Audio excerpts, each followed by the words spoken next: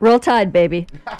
Listen, I Wolverined Barb McQuaid, and I did not realize there was a Roll Tide available for you, but we can do both, can't we? Yes, we can. It's just that the Roll Tide is so far superior. I'm always taking Barb's money when we bet on these games. All right, and you know the main reason we had you on this morning. We want to make sure you are following the CDC guidance to not kiss or snuggle your chickens because of salmonella. I'm so appreciative of your concern and of the CDC's repeated warnings, because it really is important to avoid salmonella, which is a horrible disease. Fortunately, I'm not a chicken kisser, Stephanie. Okay, I sense that, but we brought this to serenade you anyway.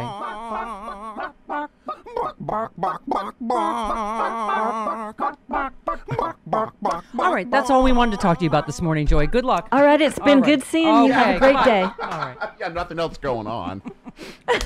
You are delightful, Joyce fans. Okay, so what? Okay, let's start with the tag team with your sister-in-law, when the fantastic new podcast, Sisters-in-Law. Barb tweeted, statute of limitations has not yet run. DOJ still can and should make its own assessment of the evidence and decide whether to charge Trump with obstruction. Based on the public record, the evidence is overwhelming. You just said +1. So let's talk about that first, because I don't understand what happened. Can you explain what happened with them defending Barr's Justice Department? This is such a can of worms, and there's something for everybody here. You know, there's ancient history, which is to say 2 years ago, tied up with DOJ's concerns about the institution and institutional precedent. So here's what happened. The Mueller report gets released, and Bill Barr has to make a decision. Am I going to indict Trump or not? And Barr's decision, as we all know, was no, I'm not going to indict. But at the time, he got some guidance from some of the DOJ lawyers, folks in the Office of Legal Counsel and the Principal Deputy Attorney General. And DOJ, the Trump DOJ, didn't want to disclose that memo when it was requested by an organization called CREW in a Freedom of Information Act request. I warned you that this was pretty nerdy stuff, right? But It's also important for this reason. Biden's DOJ now is facing a separate and independent decision about whether to turn over that memo, because a federal judge has now ordered DOJ to turn it over. Said CREW was right to request it, and that the memo is not protected, as the Trump DOJ asserted, by something called deliberative privilege. That essentially says, if the Attorney General asks me, you know, I was one of Eric Holder's U.S. attorneys, and if Holder had asked for advice on an issue, a legal issue, and I had provided it to him, that's protected inside of DOJ to make sure that I'm going to give him my candid, honest advice, so that an Attorney General has access to that sort of advice with integrity and can make good decisions. Trump's DOJ says this memo was deliberative privilege, not turning it over. The judge says, you know, not so fast. It was not part of the deliberative privilege. Barr had already decided to not indict Trump. And this memo was, in fact, political strategy development. So it's proper that it should be turned over. That brings us to today's situation. Biden's DOJ responded to the judge's order and said, we're okay with turning some of it over, particularly this part that upset you a lot, the first section of the memo. But we're still going to withhold the second section. We think it was properly deliberative privilege. Maybe we, weren't as fulsome as we could have been when we talked to you in court, but that was unintentional. We didn't mean to deceive you, Judge. And so we're going to litigate this issue. And so now here's where we are. Is this DOJ, Merrick Garland as Attorney General, going to focus on protecting this memo, which you can make a good argument he might need to do to protect the use of deliberative privilege in the future. Deliberative privilege is an important thing. We don't want to erode it. But there's this countervailing concern, and the more I've read through the pleadings and thought through the issue, I think I end up more on this side of the debate, There's also a transparency concern here. You know, the issue is, are you going to protect the democratic institution, the Justice Department, or are you going to protect democracy? And at this point, Americans need some transparency about what was going on when Bill Barr was protecting Donald Trump. Revealing this memo in total, I think, could be justified in this very unique situation where it's not part of the deliberative process. And it would go a long way to helping Americans understand what really happened. And finally, to your original tweet and to Barb's point and my agreement with her, we still have sitting on the table 10 allegations by Mueller that Trump committed obstruction of justice. Not charged, apparently not given any serious consideration by Bill Barr. And so at this point, and Greg Sargent has a great piece in the Washington Post this morning making this argument, by releasing the memo, it might remind Americans about this situation. It might redevelop some sense of outrage that would put pressure on this DOJ to make a decision about whether to prosecute or not. Well, there's some mighty good evidence there. Well, yeah, exactly. That was what I was going to ask is, are they going to prosecute? Do you think? I want to just quickly throw out a listener's question sort of theory. He said, consider why Merrick Garland's DOJ would block the court order release of the Barr DOJ memo. Why would Barr protect Trump and Barr? Why would they protect Trump and Barr? It's likely he's doing the opposite. Garland's DOJ is most likely pursuing an investigation of Mueller's obstruction of justice probe of Trump. If so, they would not want to release the memo. Is that possible? I mean, is that your thoughts on that?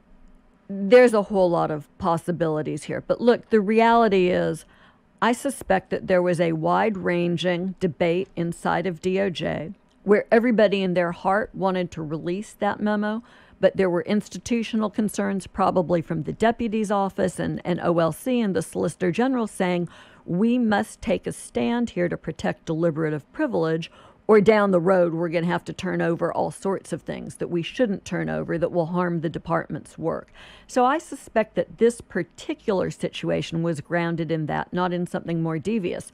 The question of whether DOJ is actively considering the obstruction allegations of the Mueller report, I don't know the answer to. I hope that they are. They should be.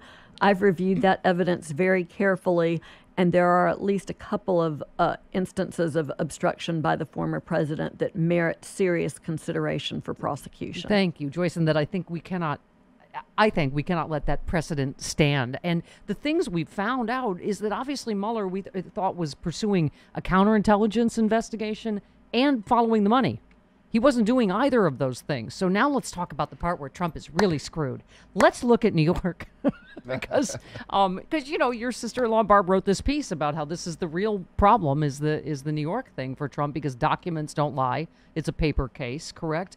But also we realized why he was fighting so hard to keep his taxes and financial information hidden for so long, because boom, there's a grand jury. And I have to assume, Joyce, you tell me, you're not going to impanel a grand jury for a former president unless you've really got evidence of not just a crime but intent. What do you think? It's a serious step to impanel a grand jury. People don't, just do that for fun. It takes up a lot of resources and time. So I think it's a safe assumption that there's some there. The difficulty in prosecuting these kinds of white-collar cases, and presumably folks are looking at some species of tax fraud and bank fraud in regards, we don't know, right? It could be Trump, the organization. It could be some of the high-level employees, even including Trump's kids. It could be Trump himself. I don't have a crystal ball prediction in that area. The difficulty, though, in these sort of cases is always proving, for instance, as you have to with tax fraud, that it was a knowing and intentional violation, that you knew that what you were doing was wrong and that you intended to defraud somebody. It's tough to get into somebody's head. And, Trump takes extraordinary steps to insulate himself. For instance, not using email is a really great way to insulate yourself from folks discovering your intent. It'll be a tough case to make, no matter where they're headed. It would be a much easier case if you had say the Al Capone tax accountant on your side, if somebody like your CFO were, for instance, to flip and testify against you, then it becomes an easier case to make against someone at the top like Trump or his children. Joyce, what happens when, as Michael Cohen and others I'm sure you've heard has said, they're all going to flip on each other? They're all going to flip on each other. Trump, Weisselberg, the kids. What happens when you're a prosecutor in that kind of case, when everybody flips on each other? Well, that's always a great day for law enforcement, right? It's like Mardi Gras. Yeah. The reality is, you have a big stick as a prosecutor, so it's really important that you use it in a responsible way. We are not a country where we lock people up because we don't like them or we don't like their politics, and we cannot become that country. So prosecutors have to bend over backwards to be fair. That's especially critical in the case of a former president. I may not have liked his policies or respected his personal conduct, but I want to make sure that he has all of the possible protections that our legal system provides, not so much for him, but for the integrity of our country and of our system. And so when prosecutors use folks to flip, they have to play by the rules. They have to make sure that they're testing the truthfulness of those witnesses and corroborating those witnesses carefully. Because, for instance, if you're Alan Weisselberg, and if, let's just speculate and say that Cy Vance has a good case on him now, and it'll send him to prison for most of the remaining years of his life, he has a powerful incentive to cooperate. You've got to make sure you're doing it the right way. But that said, flipping is one of the biggest tools in a prosecutor's toolkit. Good witnesses who can narrate the documents, and we know that Vance has got 8 years of Trump's taxes and the underlying documents. Boy, a narrator is a powerful thing to have in front of a jury. Yeah. Let's talk quickly about Manafort. One of our friend Glenn Kirshner tweeted, "A corrupt pardon can and must be challenged." Our listener Anita said the Manafort pardon was corrupt because it was given to ensure Manafort's silence about Trump-Russia collusion. That's not what he was pardoned for either, right? What we just found out, what we already knew, that he was colluding massively with Russia and sharing internal campaign polling data. So what do you think will happen? What do you think should happen in that case? Well, it's a really interesting situation. As you say, the actual language of the pardon will have to be evaluated to see just how far it extends. Does it extend to this conduct of turning information over to Russians or not? And then the evidence itself has to be evaluated to see whether or not a crime was committed. Is it bad? Yes, but sometimes things are awful but lawful, and so this will require a careful look to see if at some point Manafort violated the law. And if that happens, and if the pardon doesn't cover it, he should be prosecuted. But look, presidential pardons are absolute. There is no rescinding them. I think what Glenn is referring to is if a pardon is given, say as part of a bribe, right, then the people involved in doing that could theoretically be investigated and prosecuted. That's a tough case because of how broad the presidential pardon power is. You would have to have really explicit evidence of a quid pro quo. I'm going to give you this pardon for no reason other than otherwise you might testify and incriminate me, but I'm going to give you this pardon and you're going to keep your mouth shut. That's awfully hard to establish. Except that he cooperated, right? And then obviously something happened. Seems like a pardon was dangled, and then he started lying, right? Then Manafort started lying. This is one of the problems, though, that we encounter. I mean, we have the court of public opinion. We've all got eyes and ears, and we have a sense of what's going on. In a criminal courtroom, prosecutors have to have admissible evidence of guilt beyond a reasonable doubt. That's appropriate because we take away people's liberty and lock them up in prison for long periods of time. And we've made a decision in this country that we're willing to tolerate a certain amount of misconduct to make sure that our criminal justice system is fair. I'll just stick a pin today, Steph, in the notion that our criminal justice system doesn't always work fairly for all people, and we've got work to do there. But as a baseline proposition, we do want to make sure that we don't convict people in the court of public opinion, that we really live up to constitutional standards. That's a tough sell when we've lived through the last 4 years, and we've all seen a lot of wrongs that have gone unaccounted for.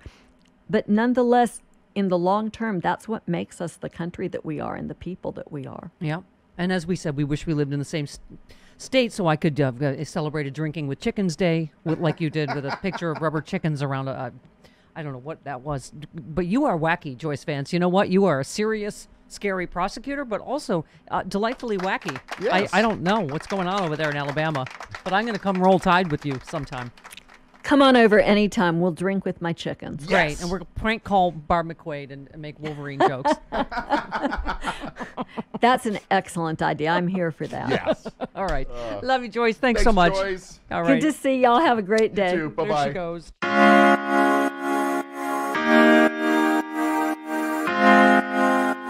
If you have not heard of the Sexy Liberal Podcasting Network, your podcasting superstation, you suck. I mean, Yes. it is. We have the smartest, funniest liberals in the country. Stephanie Miller's Happy Hour. We have John Fugelsang. We have Hal Sparks, Frangela, Final Word, and Idiot of the Week. We have Bob Seska. Oh my God. We have Jody Hamilton from The Bunker. We have Start Me Up with Kimberly Johnson. We have Unprecedented. We have the smartest, funniest podcast, period. Get it now. SexyLiberal.com.